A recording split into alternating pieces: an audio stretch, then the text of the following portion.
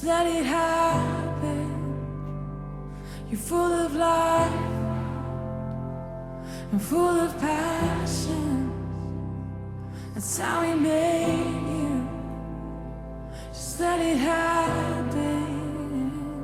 You're full of life now, full of passion. That's how He made you. Just let it happen.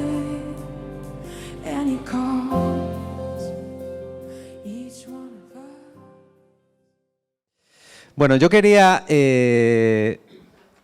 hablar hoy de la vida resucitada en base a 7 palabras, ¿vale? Y son 7 palabras que, en atención a Cristo, las 7 empiezan por C. Las 7 empiezan por C.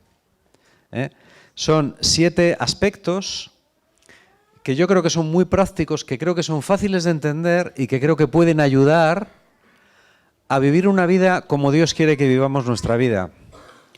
Dios nos pide lo que podemos y a nadie le pide más de lo que puede. Por eso siempre estamos en una especie de tensión, porque claro, ¿cuánto es lo que puedes, no? ¿Cuánto puedes? Bueno, pues a veces, ¿hasta dónde puedes tú y hasta dónde necesitas que Dios haga el poder en ti? Es el sempiterno debate entre la gracia y las obras, que en 2000 años de cristianismo no se ha solucionado y no lo vamos a solucionar nosotros tampoco hoy aquí.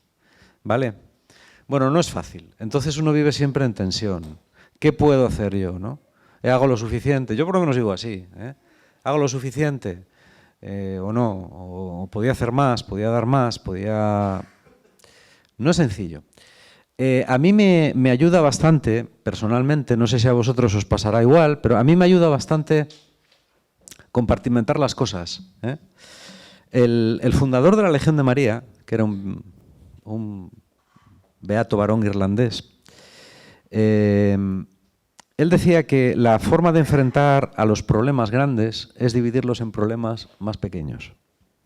Un problema grande le divides en problemas más pequeños. Los problemas muchas veces son como los números pares, se dividen bastante bien. Entonces, si tú divides un problema grande en cosas más pequeñas, posiblemente te sea más fácil solucionarlas, ¿vale? Entonces, a mí me gustaría hoy dividir o enfocar lo que es la vida resucitada en base a 7 palabras que en honor a Jesús, en honor a Cristo, empiezan las 7 por C, ¿vale? En español. Otros idiomas, no sé. Bueno, la primera palabra, la primera característica que yo definiría como propia de una vida resucitada es la comunión. La comunión. Comunión con Dios y comunión con la gente. La comunión con Dios, ¿qué significa? La comunión con Dios significa que si Dios existe, como creemos que existe, y Él realmente se preocupa por nosotros, como creemos que se preocupa por nosotros, aunque no entendamos a veces muy bien cómo lo hace, entonces la comunión con Él es la base de todo. Yo no es por ponerme místico ni espiritual, pero cada vez me doy más cuenta de que en la vida la base de todo es la comunión con Dios. La gente santa, más perfecta o menos perfecta, es aquella gente que vive permanentemente en comunión con Dios. Que por todas las circunstancias, bajo cualquier concepto, en cualquier circunstancia del día, está siempre remitiéndose a Dios. ¿Vale? Karl Rahner decía, si tú por la mañana levantarte, en lo primero en lo que piensas es en Dios, tú eres un monje. No importa dónde vivas, ni lo que hagas, ni si estás casado o no estás casado. Si tú por la mañana al despertarte en lo primero en lo que piensas es en Dios, tú eres un monje. Lo decía Karl Rahner, ¿no? Si tú intentas vivir continuamente en la presencia de Dios, buscando a Dios, aprovechando todos los momentos que tienes en el día para pensar en Él, para decirle cosas, para preguntarle cosas, aunque al principio te parezca que estás hablando a las paredes, ¿no? o al cielo, o al salpicadero del coche. Si tú haces eso, tú eres un santo. tú eres un místico. La persona que busca a Dios continuamente es un místico, es una persona espiritual. Eso es lo primero de todo. Y eso está al alcance de cualquiera. Está al alcance de una persona mayor, está al alcance de un niño, está al alcance de un hombre joven y pletórico, está al alcance de un anciano, enfermo, decrépito y que no puede mover ni un dedo de la mano. Eso está al alcance de todo el mundo.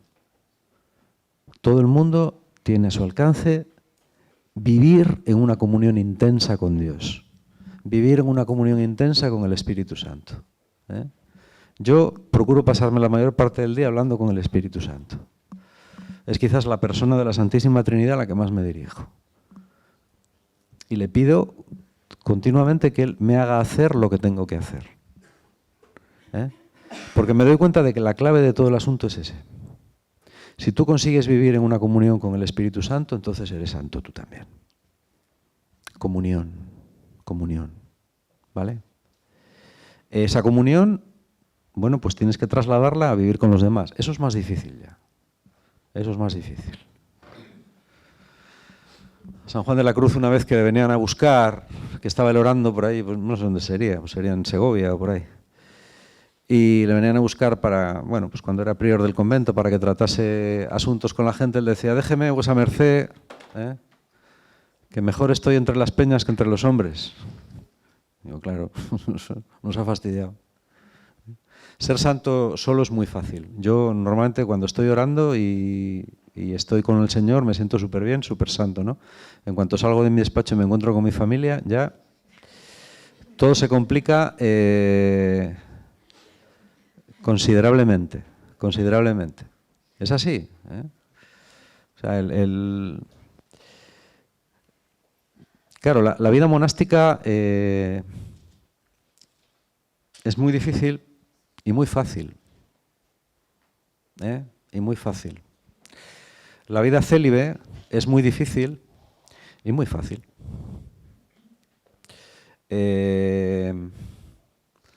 ¿Por qué? Pues porque, bueno, la comunión horizontal es complicada. Mantener la comunión con Dios mientras estás en medio del mundo, eso es muy complicado. Eso es muy difícil. Yo diría que es el arte espiritual más difícil. Vivir en un monasterio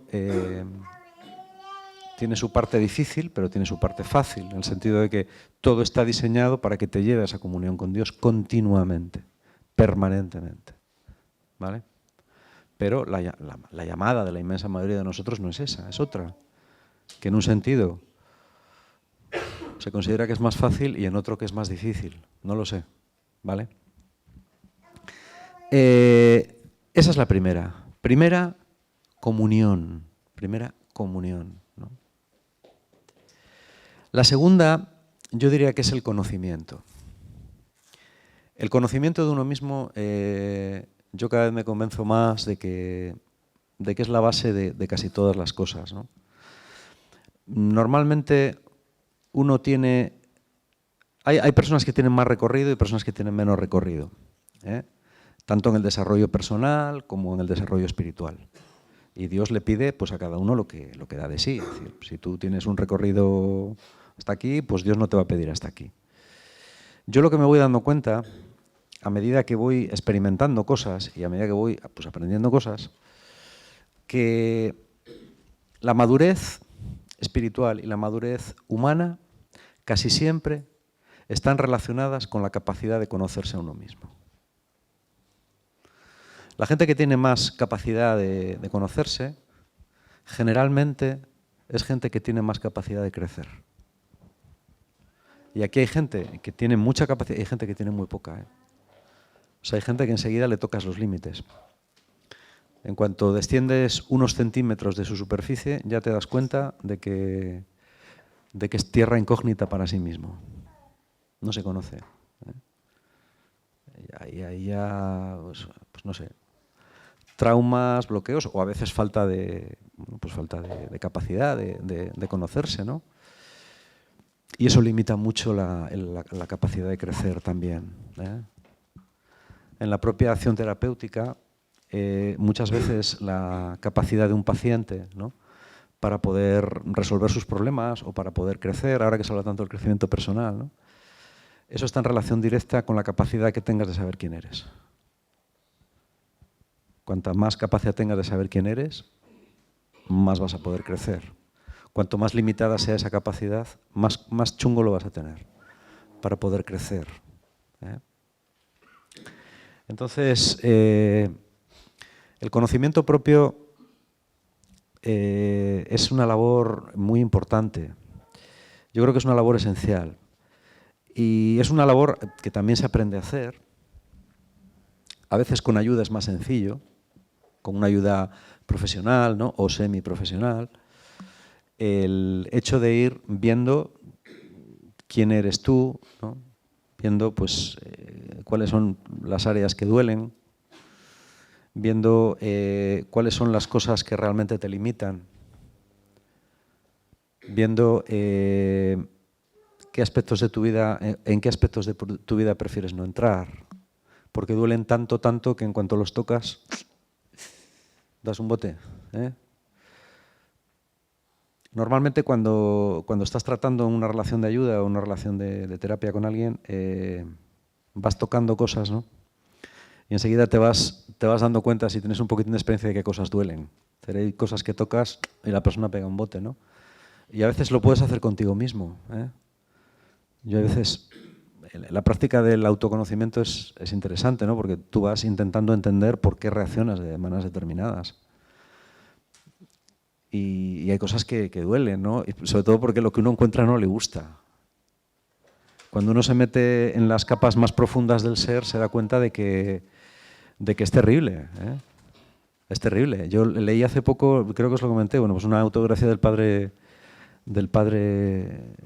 ¿cómo se llama? Manning, que era hermanito de Foucault, y él dice que un día, creo que lo dije en una asamblea, él estando un día orando, ¿no? Él había escogido una de las órdenes religiosas más duras, más pobres, que es la de los hermanitos de Foucault, y él dice, yo un día orando en la capilla, o sea, me di cuenta de que es que toda mi vida era mentira. De que en el fondo yo, o sea, siempre he ido buscando lo más radical, lo más tal, pero que bajo esa aparente humildad y entrega a Dios y generosidad no había más que un buscar el reconocimiento de los demás, ¿no? Y tal y cual. Y dice, salí de la capilla devastado completamente. Dice, y tuve la gran suerte de encontrarme con otro hermano, ¿no? Dice, bueno, que se lo comenté desesperado, diciendo, yo esto lo dejo, me voy, ¿no? Entonces, que mi vida es mentira, toda ella. Toda mi vida es mentira, ¿no? Dice, y el otro hermano, dice, me dijo una cosa fundamental. Me dijo, hoy te has dado cuenta de lo que es ser religioso. Hoy has hecho un descubrimiento fundamental. Y es que todo tú eres miseria.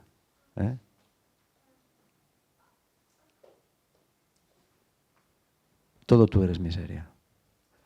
Dice, y me dijo, it is okay not to be okay.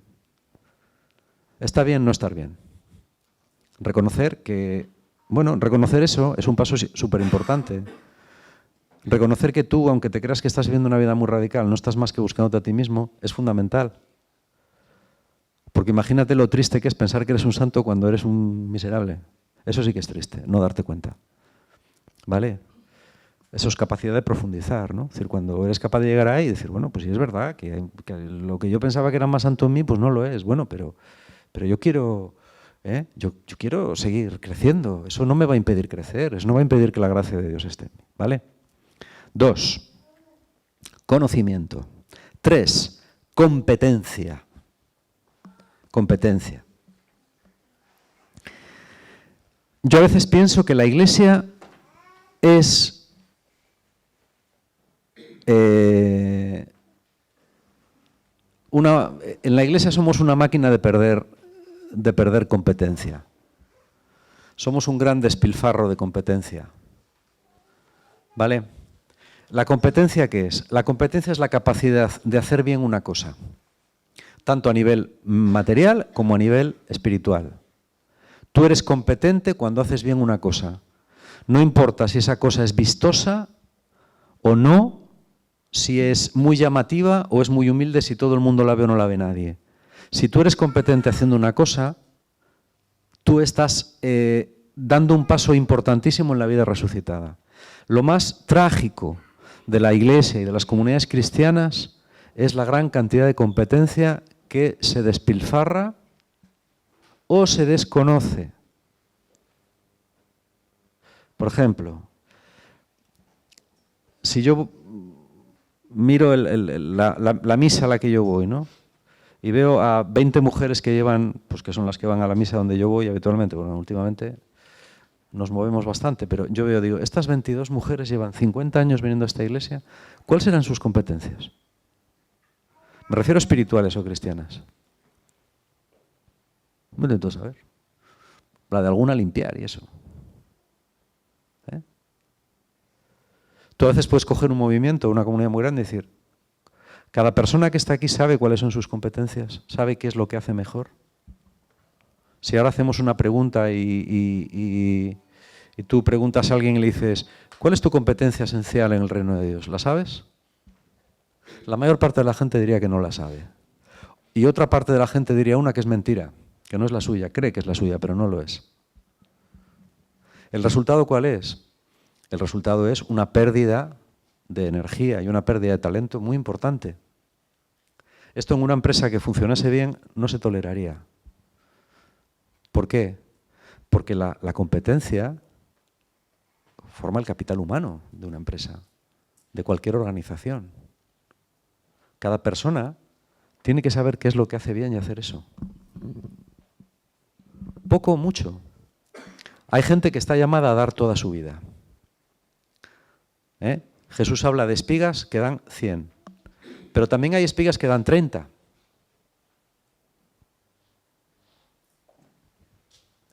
Bueno, pues unas espigas dan 30 y otras dan 100, pero todas dan fruto. Y a lo mejor hay espigas que dan 3.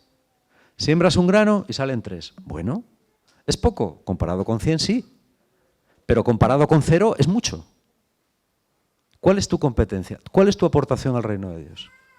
Si tú llevas tiempo en una comunidad cristiana, en una parroquia o en cualquier cosa que tenga que ver con algo que tenga que ver con el crecimiento del reino de Dios y no sabes cuál es tu competencia, cuál es tu función, qué pintas tú ahí y cómo lo estás haciendo, entonces hay algo que está mal. ¿Por qué? Porque se está perdiendo algo y porque cuando tú no haces lo que tienes que hacer, humanamente te sientes frustrado. La gente realizada en todos los aspectos de la vida, y esto está demostrado hasta la saciedad, es la gente que hace cosas que le gusta hacer y que las hace bien. Y pueden ser ecuaciones diferenciales o botijos. Lo que sea. Pero tú haces algo que sabes que haces bien. Y cuando sabes que haces algo bien, contribuyes a que el reino de Dios crezca y a que tú crezcas. ¿Vale? Esto yo he insistido mucho en ello, porque es muy importante.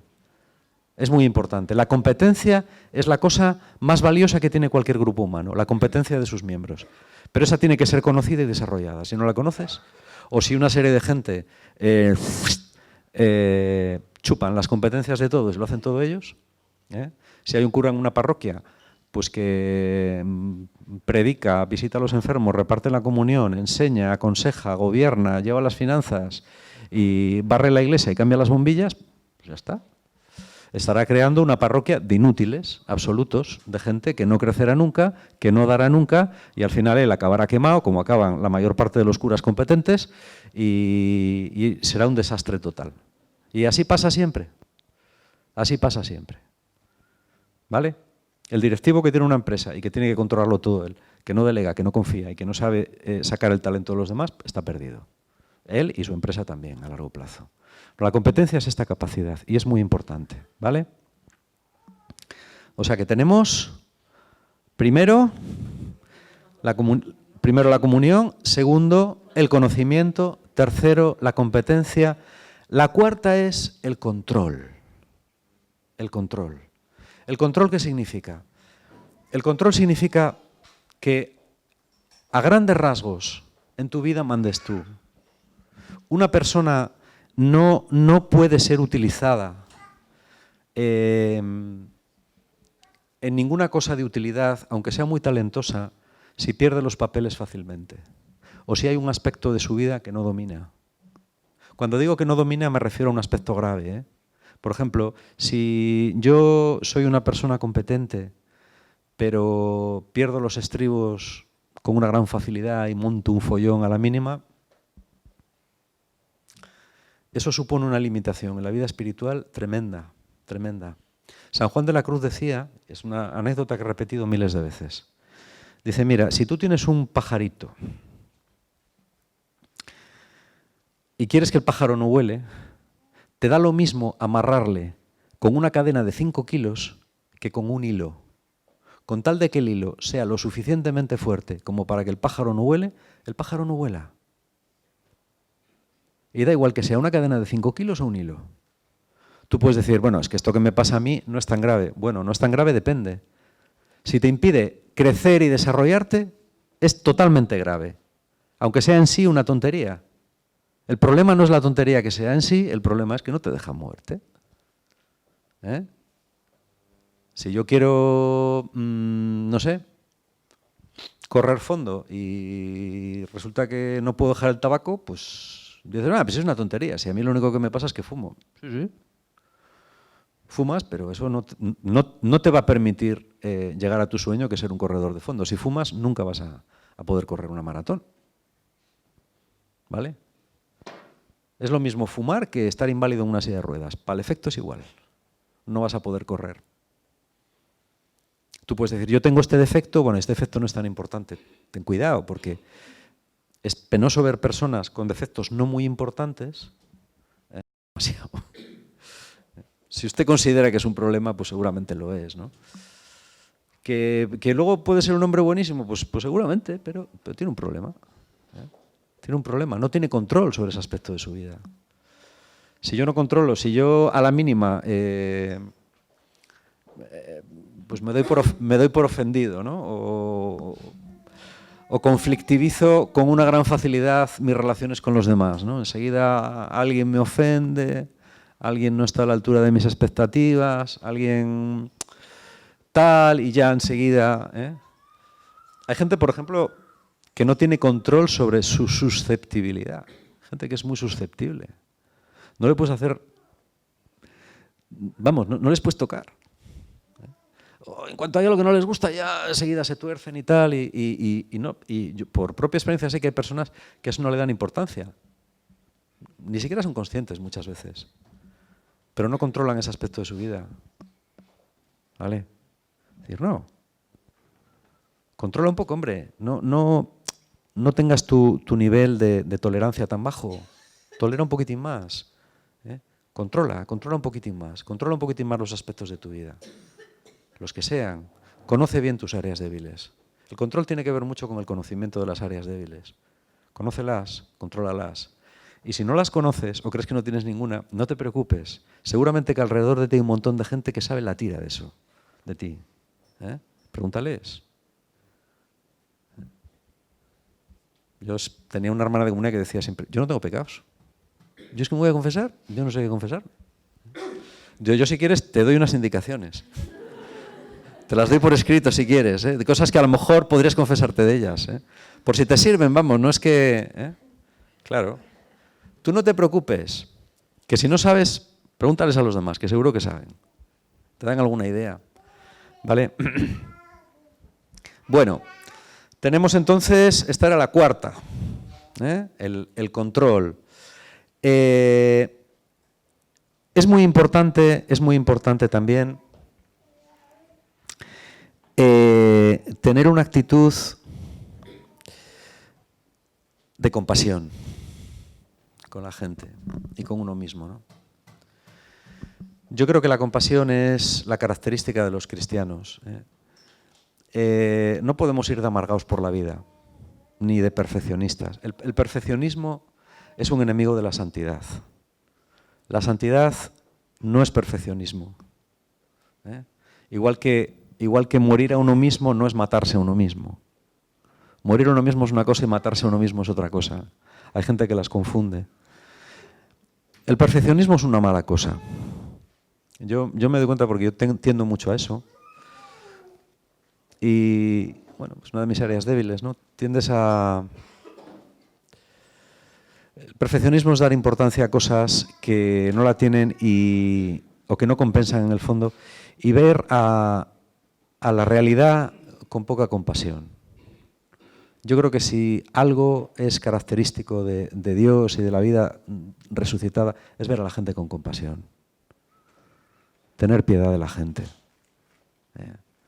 Y tener piedad de uno mismo también. Eso no es autoindulgencia. Es decir, mira, está claro que yo no soy perfecto, pero yo quiero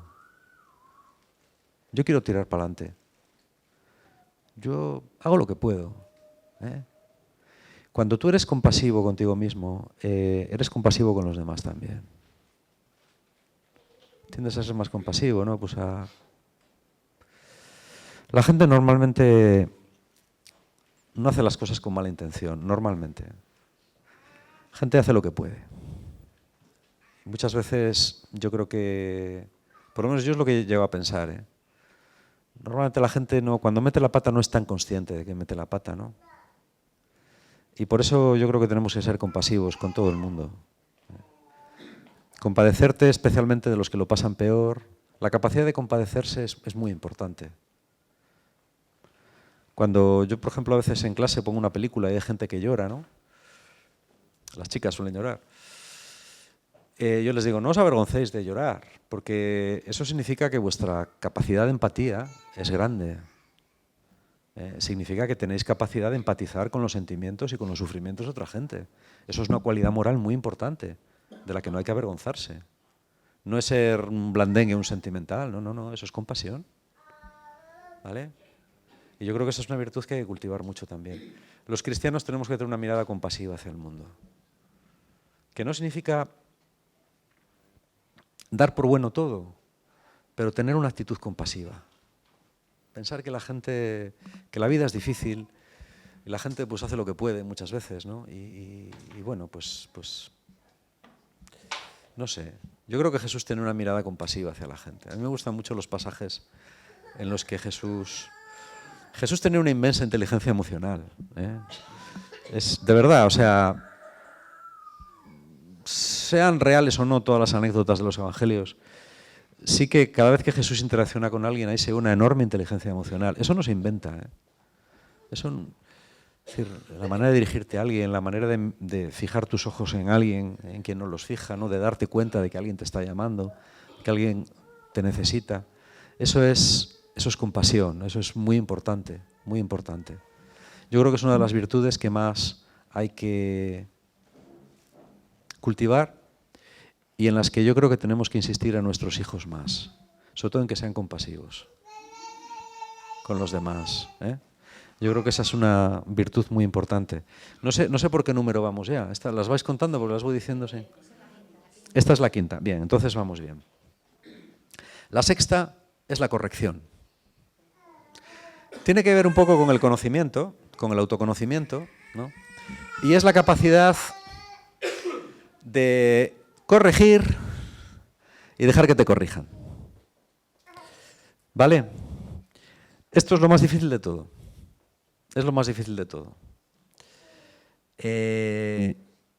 Porque corregirse a uno mismo es fácil empezar a corregirte y ya acabar con todo, ¿no? Pues que no vales para nada, porque tal, porque cual. No, pero es que no es eso. Entonces ya estás faltando a la compasión. No, pues ahora como no valgo para nada, pues lo dejo todo. Esto es muy típico en la gente. Es decir, tú a alguien le dices esto, pues lo dejo todo, pues me voy, pues no valgo para nada. A ver, yo te he dicho 10, tú estás hablándome de 160. Hombre, que no es para tanto. No, sí, pues no valgo para nada, no valgo para nada. Esta es una actitud un poco infantil también, ¿no? No, nadie te ha dicho que no vales para nada, simplemente esto, mira esto. En un libro que estoy leyendo muy, muy interesante sobre la Iglesia y el clero y tal ahora, el autor dice, los curas tienen un problema con no tener mujer. Una mujer que continuamente les pincha y les desinfla el ego. Esto es una frase realmente sabia. ¿Verdad? ¿A que sí? Porque una mujer siempre está ahí, ¿no? Mi hermano Saúl, que es muy gráfico, siempre están ahí. Siempre dice, son todas iguales, todas. Mira que sí, ahí metiendo y dando la vuelta.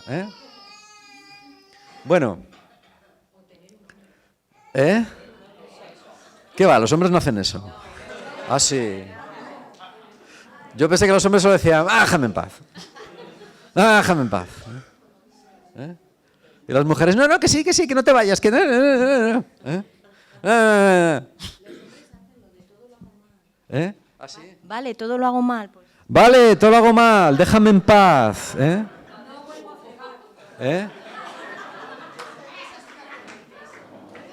Sí. Yo hubo una época en la que hacía la cama y Anabel, es que has dejado este lado más largo.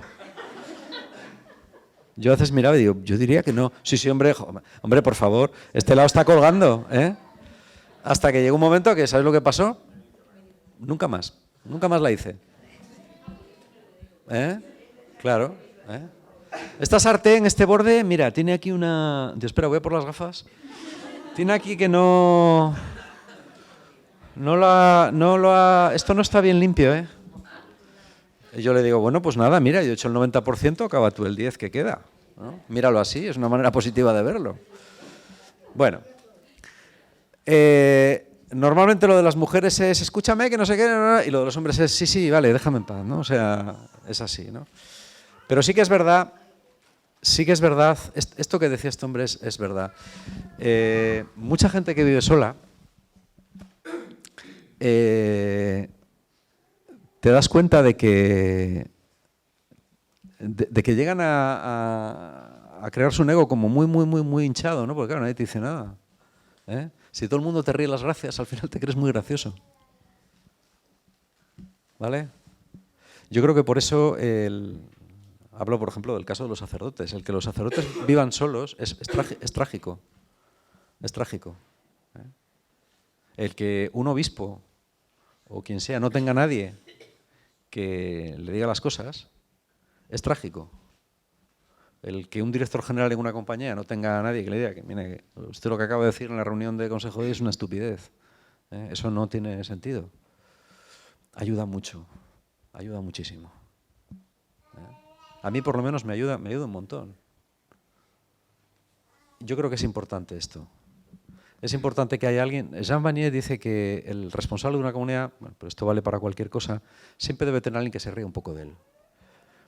Que se ría un poco de él. Dice, y cuanto más poder tenga o más, más elevado esté, por la razón que sea, más. Porque si no es muy peligroso, porque llega un momento en el que te crees que eres el rey del mambo. Te crees que eres el ungido de Dios, te crees que lo haces todo bien, y no es verdad. Te crees que siempre tienes la razón. Cuando todo el mundo te da siempre la razón, te crees que siempre tienes la razón y que no te equivocas nunca. Eso es trágico, Eso es trágico. Y en la vida espiritual más trágico todavía. ¿Vale? La corrección es muy importante. El tener a alguien que sea sincero contigo, puede ser un marido, puede ser un amigo íntimo, puede ser quien sea, un acompañante o quien sea, es súper importante, porque te ayuda a crecer. O sea, es que date cuenta de que todos tenemos una zona, una zona como los coches ciega, que no vemos. Hasta la persona más autoconsciente, hay una parte de sí que no ve. Entonces necesitas a alguien que te la recuerde.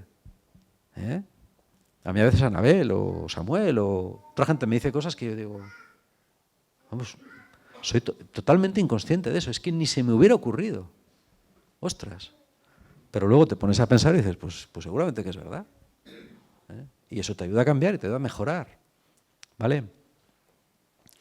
Y por último, y séptima, todas estas virtudes nos llevan a la séptima, que para mí es la más importante de todas. La virtud más importante de todas para mí es la confianza. La confianza.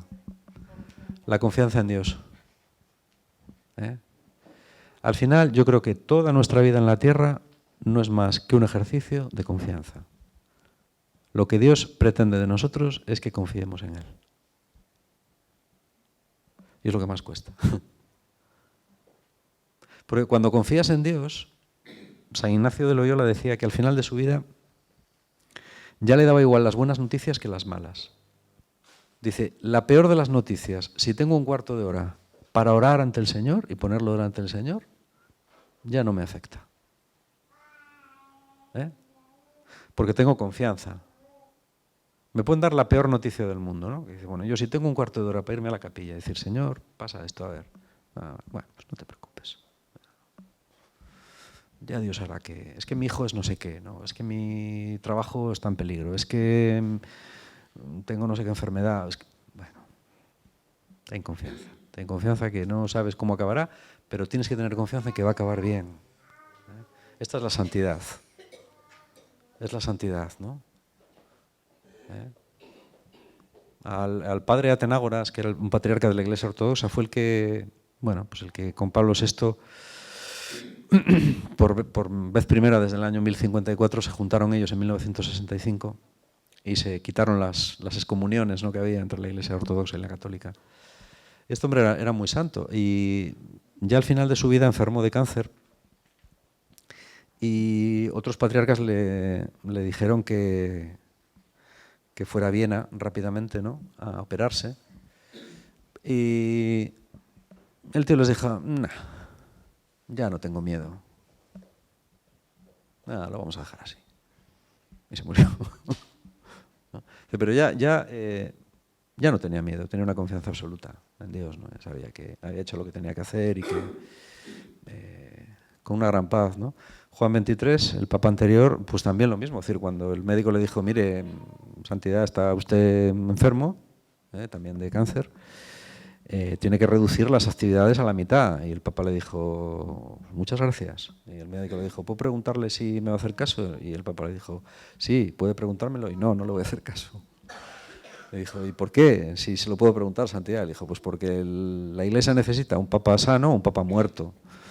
Entonces yo pues voy a estar trabajando hasta que me muera y cuando me muera pues vendrá otro y ya está, ¿no? Y eso fue lo que hizo. Eso es confianza. Cuando ya las cosas no te dan miedo. Cuando ya no tienes miedo y ya pues vives en esa especie de comunión íntima con el Señor en el que sabes que, bueno, pase lo que pase, al final tu vida no se va a hundir, tu vida no va a acabar mal, ni la vida de los que te rodean, ¿no? Eso es la confianza, yo creo que es la virtud por excelencia. Cuando tienes esa, ya tienes todas las demás ganadas, ¿vale? Y ya está. Estas 7 Cs son 7 aspectos para, bueno, pues para pensar, para reflexionar. Ahora tenemos todo el tiempo de Pascua, es un tiempo maravilloso. A ver si el tiempo meteorológico nos acompaña. Y es un buen momento para crecer, para plantearse cosas, para ver qué queremos hacer con nuestra vida, qué nos pide el Señor. Y eso, que lo aprovechemos, ¿vale? Amén. That's how he made you. Just let it happen. And he called